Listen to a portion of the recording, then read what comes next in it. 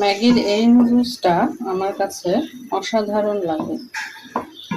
আমি প্যাকেটটা আপনাদেরকে দেখিয়ে দিব। ম্যাগির কয়েকটা ফ্লেভার খেয়েছি, কিন্তু তার মধ্যে আমার কাছে এটাই বেস্ট মনে হয়েছে। এটা একটু রামেন টাইপের করতে চেয়েছে ওরা, কিন্তু এটা পুরোপুরি রামেন না, কিন্তু এটা দিয়ে রামেন করা যাবে। এবং এটা আমার কাছে খুবই টেস্টি লেগেছে ম্যাগির অন্য সব ফ্লেভার থেকে। সো সবাই একবার হলে এটা ট্রাই করবেন। যে এটা হচ্ছে সেই ম্যাগির